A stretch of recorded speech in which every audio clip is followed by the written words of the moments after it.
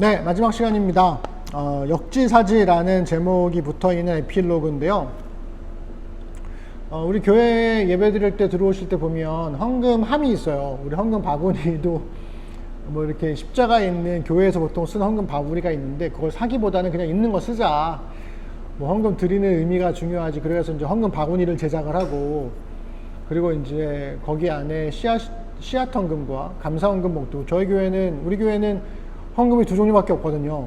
그러니까 씨앗 헌금과 감사 헌금. 씨앗 헌금은 보통 11조라고 하죠. 이 두 가지만 있는데, 씨앗 헌금은 10분의 1을 정확하게 갈라서 드리는 것. 그러니까 우리의 소유의 10분의 1을, 재정의 10분의 1을 칼같이 잘라서 드리는 게 중요한 게 아니라, 씨앗 헌금은 우리가 하나님께서 우리에게 허락해 주신 재정을, 복으로 주신 재정을 하나님의 뜻에 합당하게 사용하겠습니다 라는 의미로서 씨앗 헌금을 드리는 겁니다. 이 얘기는 씨앗 헌금의 진정성은 어디에 있느냐, 10분의 1을 잘 쪼개서 드리는 것에 진정성이 담겨 있는 것이 아니라 나머지 10분의 9의 재정을 어떻게 사용하고 있느냐가 이 씨앗 헌금의 진정성이라고 할 수 있겠습니다.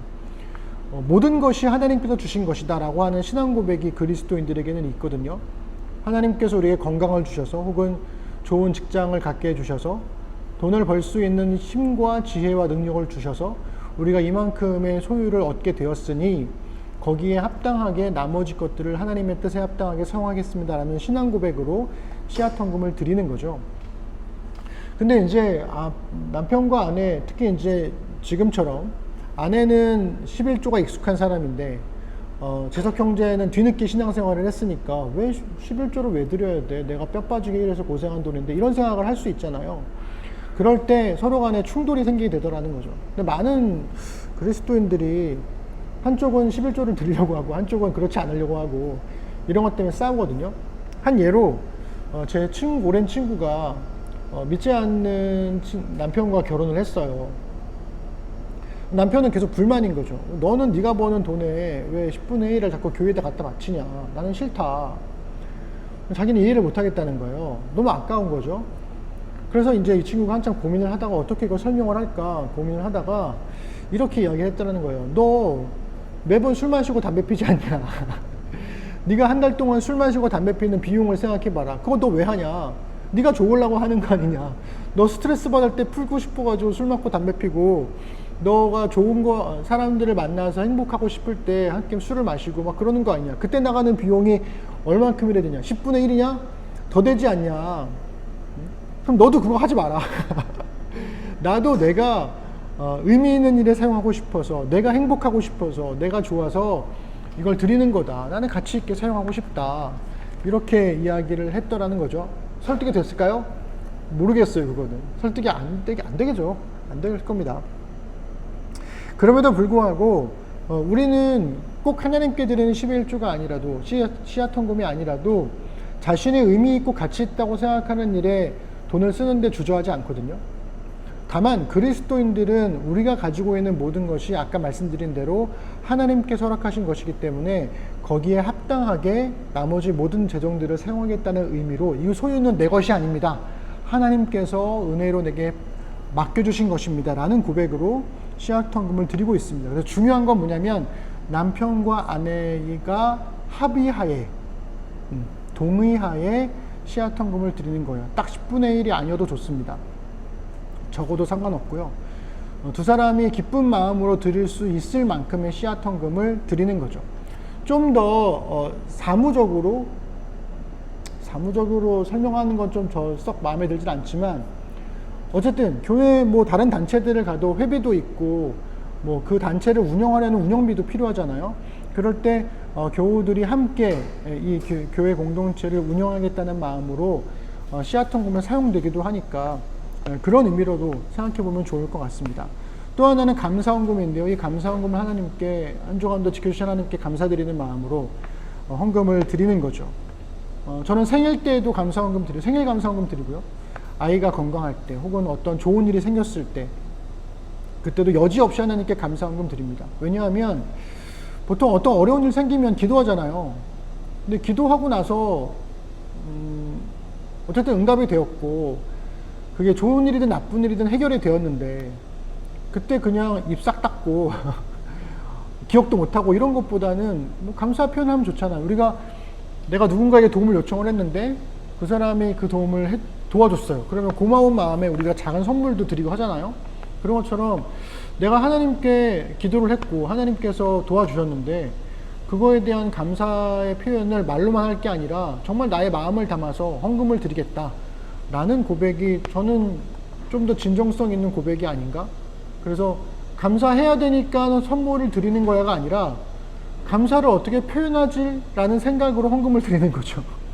저는 그렇게 해왔고 저는 그것도 맞다고 생각을 합니다.